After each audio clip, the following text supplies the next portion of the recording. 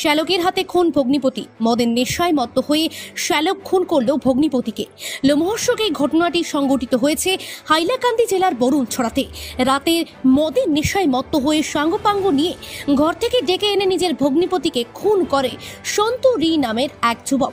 ভগ্নিপতির নাম বিশ্বরি। ঘটনার পর স্থানীয় জনগণ বিশুর ঘরের পেছনে থাকা নদীর তীরে পরিত্যক্ত অবস্থায় উদ্ধার করে বিশ্বরির মৃতদেহ। ঘটনার পর পুলিশ 3 অভিযুক্তকে আটক করলেও বাকি অপরাধীরা মুক্ত আকাশের নিচে। এদিকে গ্রামের ভেতরে গড়ে ওঠা অবৈধ মদের ঘাঁটি এই ঘটনার আসল দোষী বলে অভিযোগ উত্থাপন করেন স্থানীয় জনগণ। তাদের মতে অন্য জায়গা থেকে এক যুবক বরুণছড়া এসে মদ বিক্রি সহ নানা রকমের অসামাজিক কাজ করছে। বারংবার এ ব্যাপারে পুলিশকে জানানোর পরও এ ব্যাপারে কোনো ব্যবস্থা নেয়নি পুলিশ। ফলে আজ তারা প্রতিবাদ সাব্যস্ত করে মদ বিক্রি বন্ধের দাবিতে। অন্যদিকে পরিবারের একমাত্র উপার্জনকারী মৃত শিল্পী বিশুরির পরিবারকে সরকারি সাহায্যের দাবি জানিয়েছেন স্থানীয়রা। রাত্রে আনুমানিক 10-11টার সময় এই যে লোকটা মারা গেছে তার লোকের নাম হচ্ছে বিশুরি, তার পিতার নাম হচ্ছে সোনোয়ারি। যে সে মানে রাত্রে খাওয়া দাওয়ার পরে আর কি ঘুমাবার একটু আগে ওই একজন ছেলে সন্তু বলে নাম, সে আছে, তাকে ডাকিয়ে নিয়ে গেছে ঘর থেকে। পরে 1-1.5 ঘন্টা পরে 1.5 ঘন্টা পরে তাকে পাওয়া যায় না, খুঁজতে খুঁজতে পাওয়া গেছে এই নদীর জলের তলে মৃতদেহ। পরে তাকে উঠিয়ে আনা হয়েছে এবং তারাও খুব গরিব মানুষ, দুঃখিত মানুষ। খালি সেই ছেলেটা কাজ করত, দেবতার মূর্তি গঠন করত, আর অন্য কোনো কাজের ব্যবস্থা নাই।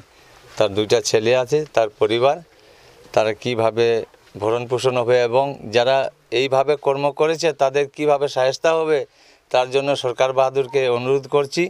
তার রীতিমতো যার তার সাহায্য পায় আর এবং গরিব যে ছেলে 2টি এবং তার পরিবার কিভাবে চলবে ভরণ পোষণের ব্যবস্থা সরকার বাহাদুর করিয়া দেওয়া হোক।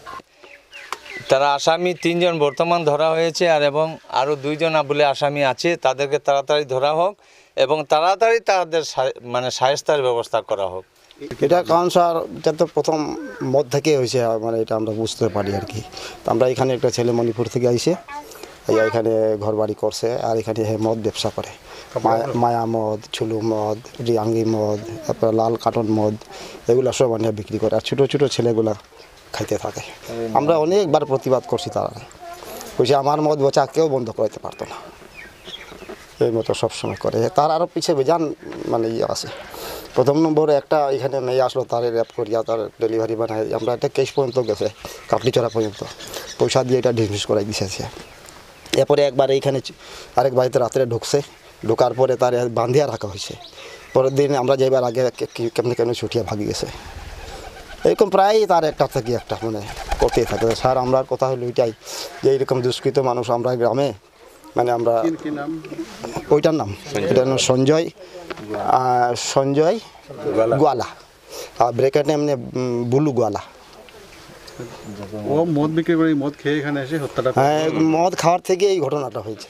মদের নেশায় হত্যা, মদের নেশায় এইসব ঘটনা হয়েছে। ঠিক।